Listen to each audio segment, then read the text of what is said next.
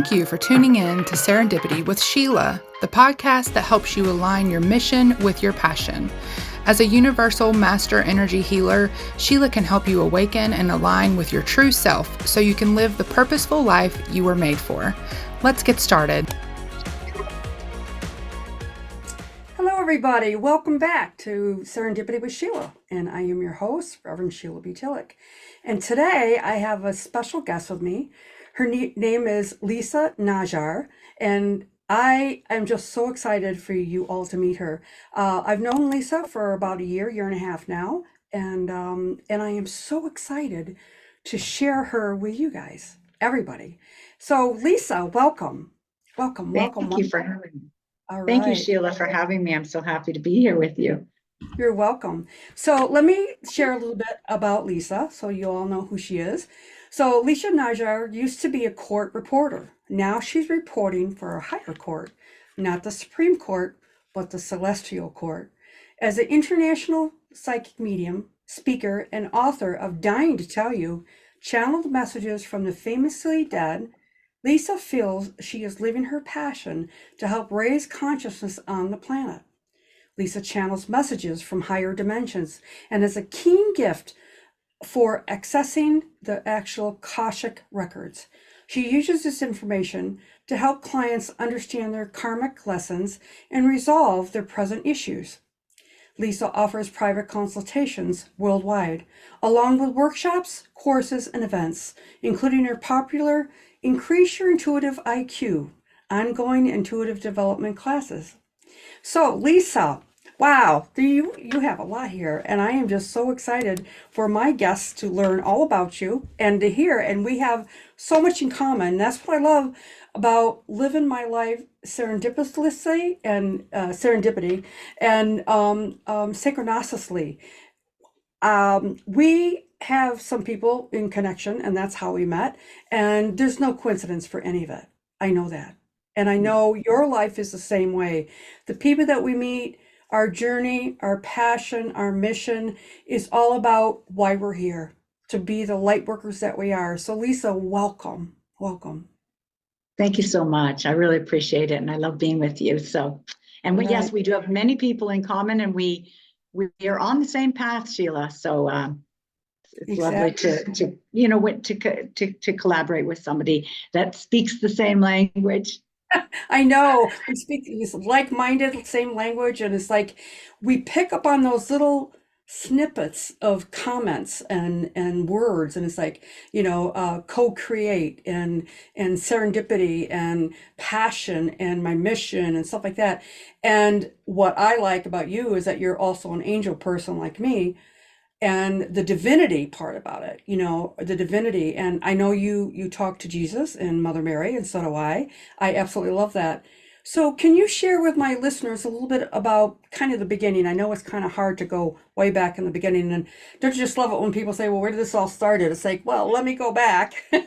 But it's true. It's like we are all in this together, and we do have a story. So give me a little bit of the backstory, and then we'll continue that from here, especially with this being Holy Week, and very, very important to be able to know the backstory, but also why we're here as light workers doing the work that we do. So right, yes. Well, I would say that I was a natural born intuitive medium. I just didn't think anything of it. I mean, as a young person, as a teenager, I remember living in a house with my friend whose sisters, both of them tragically 1 year apart, died. And they both showed up in the house around Christmas time. And I just didn't think anything of it. I mean, I very matter-of-factly that next morning said to my friend, hey, by the way, your sisters were here last night. And it was not a big announcement. It was almost like no big deal. Like, oh, I had this interesting dream. It was just like nothing. And so she and the family thought it was crazy, and they didn't believe me. And I thought, okay, sure. And I never thought any more of that.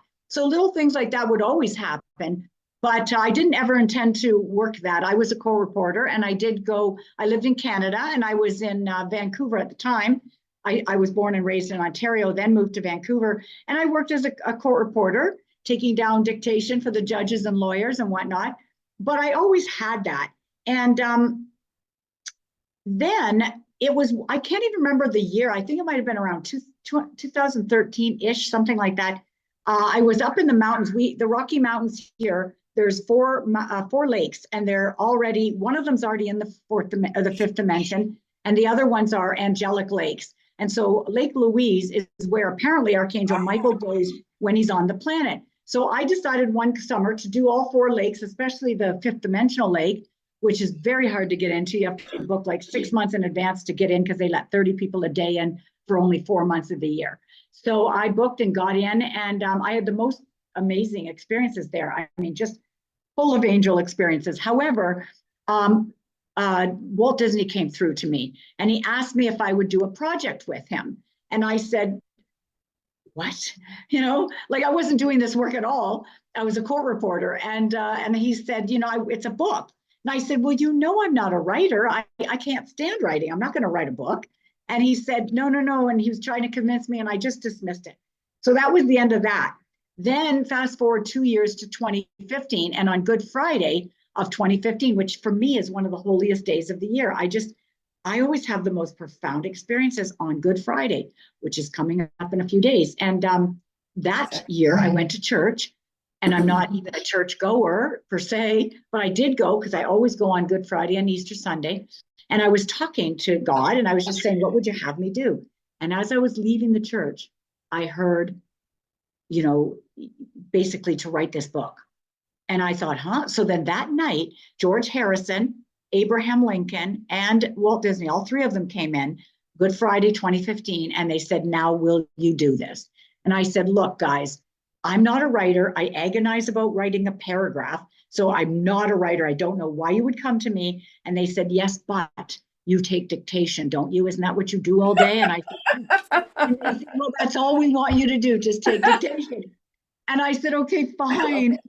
And they told me it would be a book about famous historical figures and celebrities, and that they had passed, and that they had everything in this world: fame, career, influence, love, money, all of it. And they realized that none of it mattered when they crossed over. And they want to be able to share with us the wisdom of what they wish they had done now that they see from a higher perspective. So that's what they did. And then that all happened. But then I sat there, and I wasn't going to do a thing about that book. It would just sat there. In the meanwhile, while it's sitting on my computer, all channeled, I didn't write any of it. It was channeled fully. There was a high-profile missing persons case in the city of Calgary, where I was living at the time. And I happened to be talking to a friend about it. I didn't know about this case because I don't watch the news, but she did, and it was from her town. She mentioned this lady. This old couple had been out on vacation. They had gone missing, and they had never come back. And all of a sudden, as she's telling me the story, I could see the mother there. And I said, oh my gosh, the lady's here. Well, that lady followed me home. And for 2 weeks, all she kept saying was, you've got to find my daughter. You've got to call my daughter. Please call my daughter. And I thought, oh my gosh, how on earth am I calling some stranger that I have to find out? And then telling them your mother's here, because clearly that means she's passed. Mm-hmm. And so I thought, I can't. But finally, the mother, she made me. I mean, she wouldn't go anywhere. So I finally said, fine, I'll do it tomorrow. I'll find this lady, whoever this daughter is of yours. And she said, okay, but before you do that, can you get a piece of paper and a pen? So I did. And she said, I want you to take this note, to transcribe a poem. So she dictated a poem to me, and I put it on pretty paper in case I got hold of this girl. And I did seek the woman. I found her. I mean, it was a pretty high profile case, so it wasn't too hard to find her. I found her. I phoned her. It was a really hard conversation, as you can well imagine. And the lady, I didn't know if she'd believe in this stuff. And she called me, or she said to me right away, can I come over? And I said, okay. It was 10 o'clock at night, but I said, sure. So she came over, and before she said another word, I handed her the poem. I said, before we say anything, I just want to give you this. This is from your mother. And she then started crying, and she said, oh my God, now I know my mom has passed. And then she told me a story. She said that just before her parents went off on that fateful camping trip, they were sitting in the kitchen, her and her mom and her made an agreement that whoever passed first, the way they would prove it was really them is only if they did something in writing. If it wasn't in writing, it wasn't them. And wow. So she said, I've worked with over 100 psychics and mediums, and none of them have ever given me anything on paper. And now I know it's truly my mother. So it's a very bittersweet thing where she knew her mom had passed. And so that's when I realized that maybe I ought to look at this, because this really, I mean, it was as sad as it was, it really helped her have the closure and stop looking and start dealing with what had happened. So that's when I decided to take this a bit more seriously. It still took me another 6 years probably before I ever truly did this for a living. But I did get my book out there published. And then Deva Pramal, who is a chant artist out in the grand world of music, she's a pretty famous chant artist. She got a copy of my book, and she absolutely loved it. And then unbeknownst to me, at all her concerts, I mean, every night of the week, she was in some city in Europe or America doing a concert, and she would tell her 5,000 or so listeners about my book. And I didn't know she was doing that. And all these people were calling me for readings. And that is how I was sort of pushed into doing readings. So now that I do, kind of did not want to do it, fought against it. In fact, the angels told me before I put the book out, they said, remember this word, unbidden.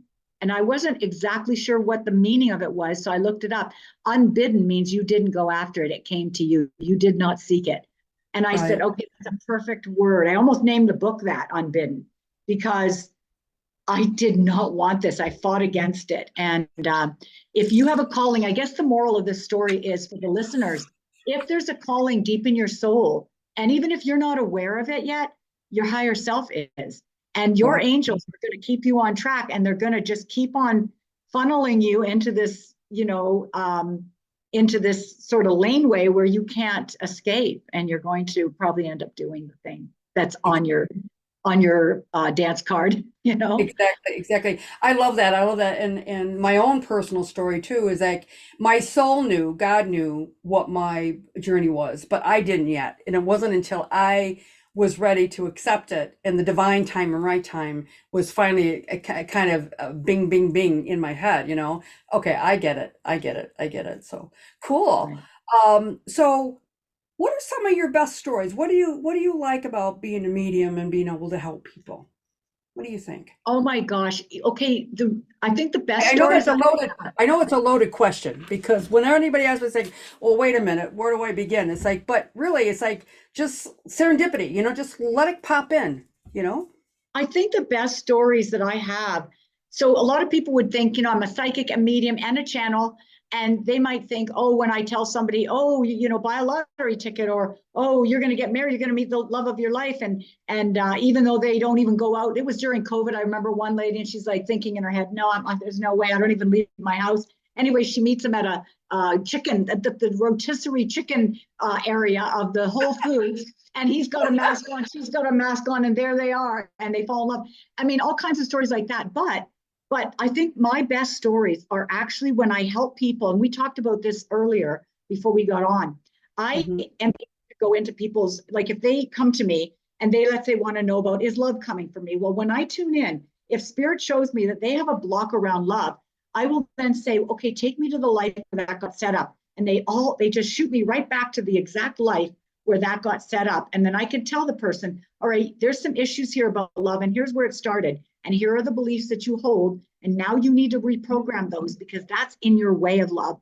And so there's a lot of stories like that where it was this big aha, where people maybe wondered why they were born with a certain father, or why can't they have children? Or, okay, there was one story that, well, it's going to be in my next book if I get around to it. I'm not a writer, and this one would require me to write. So I don't know if I get it done. AI can do that now, and AI does everything. I might have to utilize AI because I have the stories and the permission from the people to do that. But she always wondered, she had a child that was special needs, and the nurse who was around to help her had more of a bond with her than her. And she never understood anything about that. She couldn't understand that. And eventually the child went to live in a home not very far away. And the nurse ended up asking, could I please take her and raise her in my home myself? And she felt intuitively to let her do that because she could see the love there. Well, when I got a hold, like when she called me, I'll never forget, because I was in Florida and I was on vacation and my reading was then. So I sort of went off into a quiet spot and my son's sightseeing over there. But I said, give me half an hour. I've got to do this reading. So I went off to a quiet part of this area that I was in. And I was reading her and I said to her, she knew, I didn't know a thing about her. And I said, you've got this child. And I said, there's somebody in her life and it feels like her nurse. And this woman is her true mother. And I know this is going to sound really weird to you, but you guys had an arrangement before you came in. This woman is sterile. She could not have a baby. And so she and you arranged that you would bring this child in, but this is her child. And you know, obviously you're close and you love her, but I think you even know what I'm talking about. Now, I know that sounds so wacky. Is there any truth? And she goes, oh my God, she started crying. She said, finally, I can understand why I felt to let my own child go. Because at the moment, what they were fighting for is the child had finally died. She wasn't supposed to live till 6 years old even, and she ended up living to be a teenager. And then she did finally die. And that nurse wanted her ashes. She wanted them. And I said to her, it's okay. It's okay. And she said, I felt it was okay, but my family thought I was so wrong to do that, to give those away. But she goes, something inside of me told me it was right. And you have just put the whole story together for me. And she just walked away. She said, I feel like I just got this huge weight off of me. So those kind of stories, or like somebody whose maybe brother dies from suicide. And I can think of one lady, she was a psychiatrist and had a huge, very thriving practice. And the fact that her brother died just killed her. Like, how could that be that I didn't see that? And I brought her brother through and went through the scenario of why that had to happen like that. And she said, I haven't worked for 5 years in this field because I thought I'm a failure. If I can't save my brother, I might as well, I'm a fraud basically. And now she said, I'm going back to work.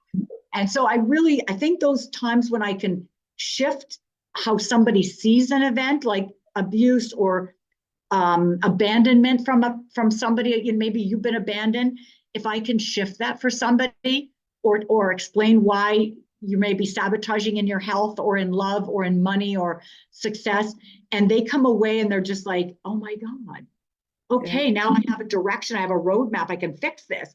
Yeah. I feel like on top of the world. So that's what I love doing the most.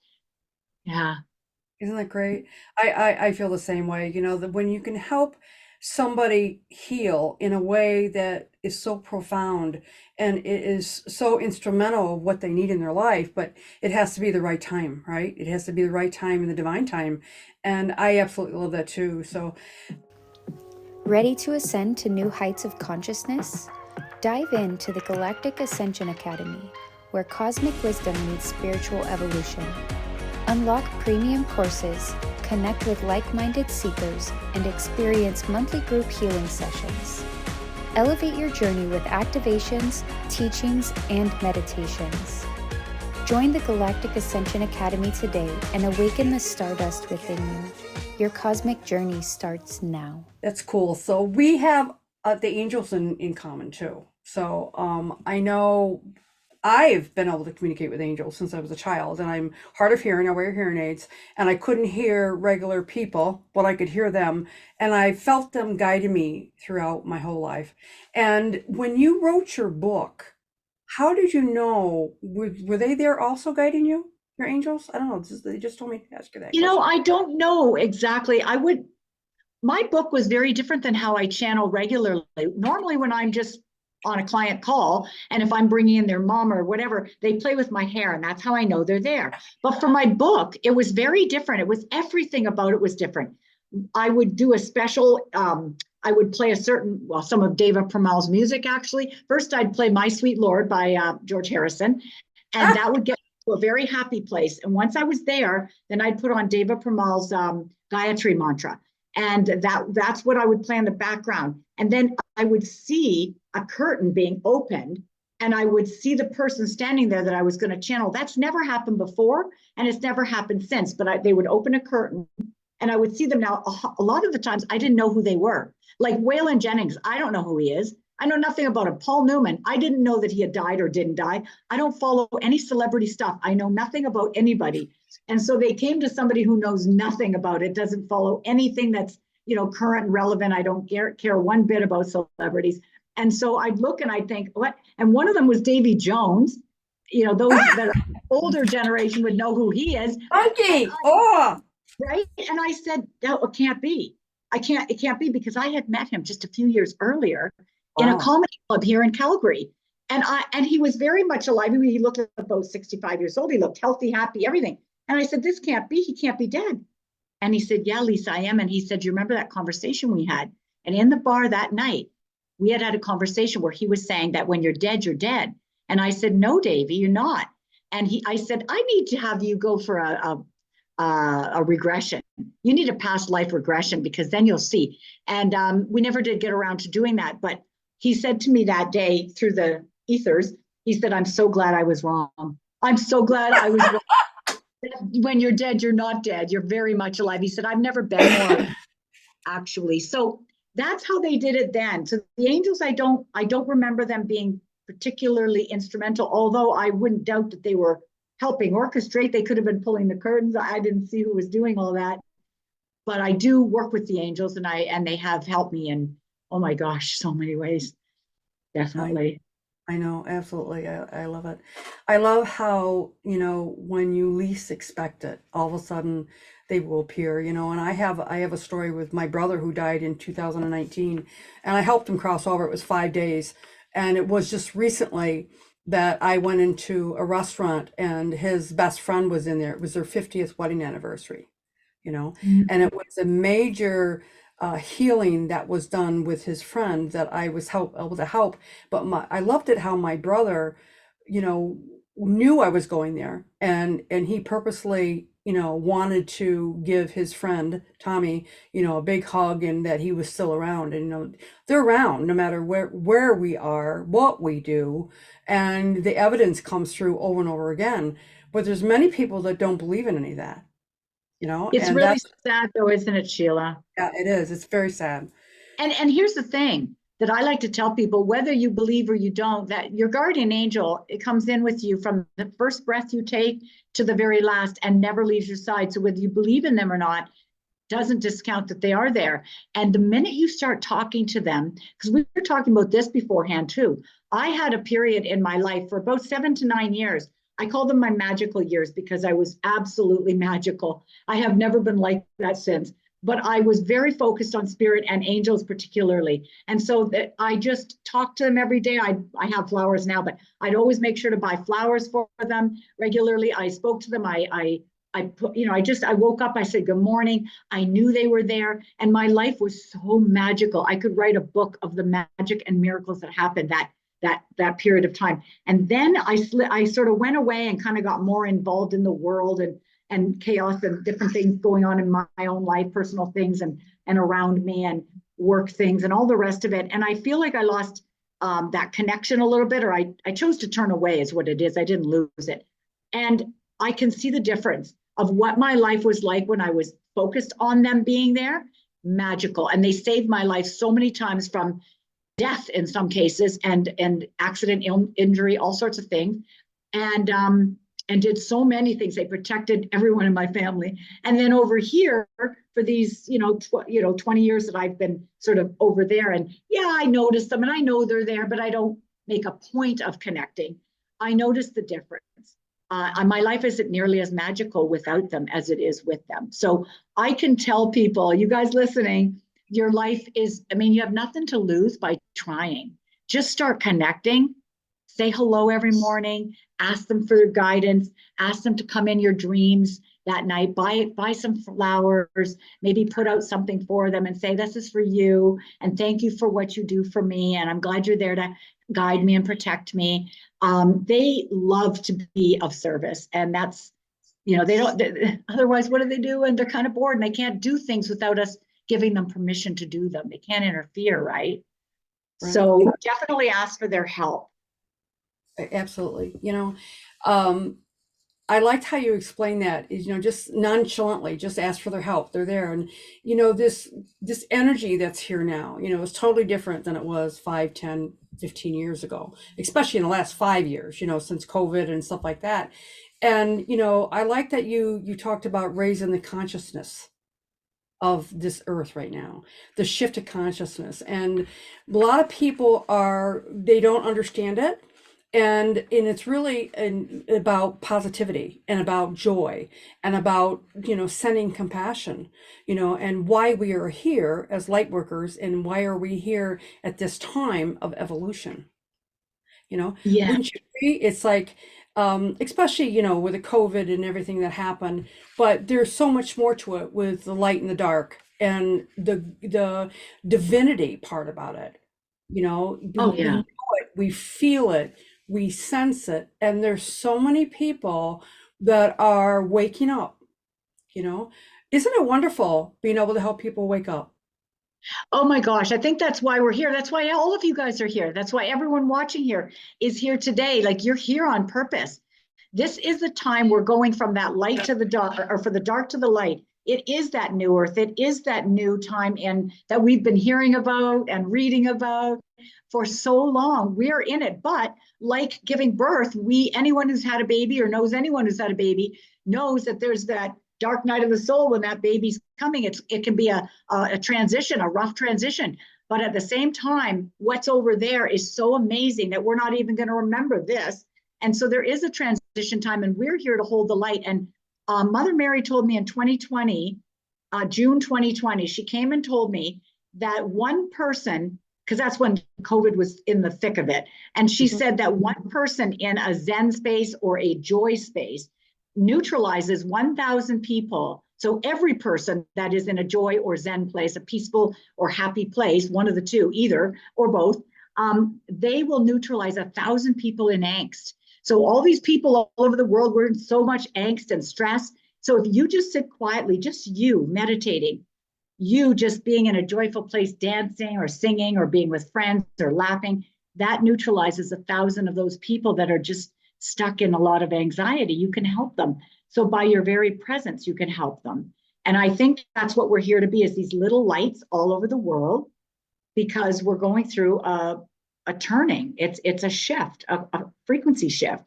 And so we need people to hold and anchor that light. And I think all the light workers are doing that. You're doing that, Sheila, and all the people listening. They wouldn't even be watching or listening if they weren't part of this this agenda to help. You're one of the light workers. Absolutely. I think, honestly, I tell people, you know how to help the world? Be happy. That's it. That's right. If And you're laugh. happy, you are adding so much vibration, positive vibration to this earth, and that the darker stuff can't get as strong, because you're there laughing and having a good time and being positive. And so try not to fall into the darkness and the worry and the stress of everything that's going on. Absolutely. Absolutely. Are you ready to expand your healing? Visit sheilatillich.com/events to find an online or in-person event near you. That's sheilatillich.com/events. Now back to the episode. So if there's one thing you want to leave my viewers with, what do you think it is? What would you like to share with my viewers about who you are and what's coming up for you? Well, first of all, this is Holy Week. All right. So Holy Week really brings a lot of things into my center, all right, of who I am, letting go of the old, rebirthing into a new reality. And of course, with this shift of consciousness that we have now, we are in a new timeline. Totally. The energy is totally different. And it's exciting. But it's also, when you said the darkness of the soul, the midnight of the soul, it's true. It's like we have to go through that so that we can get to the other side and see the joy and live in the joy and be that example, right? Be that example. So what would you like to talk about to my viewers about that? How be. Yeah, I think what you're saying is right. It's like somebody once said that in darkness, faith grows. And just as I said that little story about me, I knew I was in these magical years and I knew all that. But when I got out of it, I could really see what I had. Like, you have to sometimes go to the dark and be lost and in the dark and confused before you can appreciate the light. I mean, really appreciate it. and really choose it. So I think that's why we're on this earth. We're here because it's a duality consciousness. We're here because we want to experience the dark and the light. And we've all lived enough in the third world reality, which we all know can be pretty heavy. There's sorrow, there's heartbreak, there's poverty, there's all sorts of illnesses and bodily things. So there's a lot of struggle in life. But that helps us to, that's where our faith grows. And I think if you keep your eye on the light and just only look at the light, like I always say, set your vector and point it towards the light and keep looking at that light, even if you sometimes can barely see it. There is a light at the end of the tunnel. Jesus comes to me pretty well every Easter for the last few years. So I'm expecting this Easter as well. And he often talks to me about that, is just that, just knowing that you are that. And also he talks a lot about forgiveness. So if there's anything in your life that he basically said that we have to forgive, because going into this ascended energy, this higher frequency, it's very hard if you're holding on to unforgiveness. So if there's anything in your life that you are finding you're not able to forgive, either yourself or or somebody else for, work hard on that and call in whoever you talk to, whoever you honor, call whoever it is that you talk to and pray to help you if you need help. Because I would say forgive yourself and love, just find joy in life as best you can. Love and joy, just seek love and joy. Turn off the news and just right, and just hold that zen and joy place, because know that every time you do that, 1,000 people that are all wound up out there are going to just calm right down. And that's how you can, I think, affect change on this planet. And also, if you're called to speak, if you're called to teach, if you're called to heal, then do that. Find the courage to get out there and do that. And even if you're not sure what you're here to do, if there's something that you're being called to do, I would say just ask. Spirit and your angels are more than happy to come in and help you with that answer, whether through a meditation or a dream or through automatic writing or something like that, an inspired poem even. They could be speaking to you. So just start to speak to them and ask for their guidance, and I think you'll be all right. Absolutely. Yeah, and so what I have coming up, I have a moon meditation. Well, I don't know, this won't go out probably in time, but I have a moon meditation this Wednesday. I do it every month, a full moon meditation. I do messages and meditation. And then I've got an inner circle that's coming up on April 17th. It's brand new. And it's just where people can come in a small group and we can do all kinds of great things together and have more of an intimate sharing and learning and healing, and there'll be readings and teachers. Maybe you'd like to come in and share with us in my inner circle. But lots of good healers and teachers coming, and so I have that. And I also teach them intuitive development classes all the time. They're ongoing, so it's just a lot of great practice with like-minded souls to build that intuitive muscle. And then I do readings all the time. And you can just go to my website, lisanajjar.com. On it, you should subscribe, because each month I do a free reading. I draw for a free reading. So I do that once a month, and I'll be doing it again on the 11th of April. So if you get your name in before that, you'll be on that next list. Oh, wow. So I love speaking with light workers and see their transformation, and since I've known you about a year now, I see the transformation in you, and I can see that very vividly, which I'm really glad. And being a recovery metaphysician and my connection with the Galactic Star Mothers, there's so much work that is happening quickly. And all of us are going through it. We're all having that, being in this new energy, being in the compassion of love, and also the connection with the galactic, of course, the angels. And I love how you talked about just ask. There are so many helpers that are there for us, that have been with us from the beginning of time. And this is the time of a great awakening. And I am just so grateful for the role that I play, and that I listen to the calling, because there was many years that I didn't think I was worthy enough. And that's the whole point, is that many of us live in that duality of, performing and doing and behaving and whatever, instead of look at your uniqueness? What is so great about you? How can you help humanity? And a lot of people say, well, I'm not a medium and I'm not a healer. I don't do that. And you were right about the frequency. It's about the vibration that you give off and the collective, the energy that's out there, how they bring people together. All right. Just like how they brought us together with our friends and stuff like that. It's like, who would have known? Who would have known? And it's all part of our evolution, why we are here. This is a time of a great advancement. And it is, scary for a lot of people when they live in that fear. And instead of trusting their own intuitive wisdom that they have as a soul. Our soul knows, and the thing is that we have to give permission. We have to say, okay, all right, I don't know what's going on, but I need help. And really, our loved ones, meaning, of course, our loved ones, our family, but we're talking about our loved ones that have been with us from the beginning of time, our guardian angels, our mentors, our people that have been with her. They've been waiting for this time. They've been waiting. And the serendipitous part about it is that they have been lining it up all along. And it was ready when we were ready. And just same with humanity, what is happening now, the great shift. People are starting to wake up. They're starting to realize that they can stand in their power of divine beings, and that we are all from the light. We all never die. Our spirit lives forever. And we are brought together, as souls, and the plans that we make to set this up, and it is about free choice.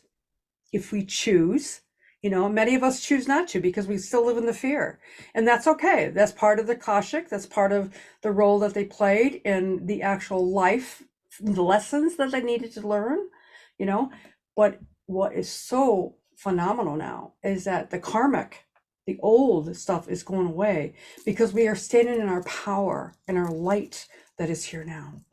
So, and I'm just so grateful for you, Lisa, to be able to come on to my podcast and to give my viewers and my listeners a little bit of piece of you. And we all do this together. Isn't it? It's like, well, we are. And it wouldn't even be the same without every single person that's here on this planet. Exactly. Nothing would be the same without you guys, without everybody here. Everyone plays the role. And whether you're here, we're all here to work our stuff and to clear our, stuff so that we can really stand in that, like you said, stand in the truth of who we are. And also, just like I said, just be happy. If you're walking around and having a wonderful time and you're positive and you're happy and you're radiating joy and peace, you have done so much. Every moment of the day, you're doing so much. And so don't ever think, oh, wow, I'm not doing anything. Oh, yeah, you are. Everybody's doing something. Just be a loving person, be a happy person, just be a kind person, be a thoughtful person. Those things are more important than ever before. So I don't think it has to be those grand gestures. It can be just the smallest things. And I think it's beautiful. I think we're all here for a reason, and absolutely. And an integral part of this cosmic Leela, I know, it's great, isn't it wonderful? So listeners, go to Lisa's website, www.lisanajjar.com, and also email lisa@lisanajjar.com. All right. So thank you, Lisa, for being here. And thank you so much for tuning in and spending this time for us and with us. All right. So remember, every moment that we spend healing ourselves is a moment spent healing humanity. And I invite you to join me each week as we dive into topics that will help you align your mission with your passion. Thanks, everybody. Thank you. Namaste. Are you looking for tools, jewelry, meditations, and merch to remind you to stay in tune and in the present? Make sure you stop by SheilaTillich.com/store, and while you're there, visit SheilaTillich.com/subscribe to get a discount code for a free meditation from the store.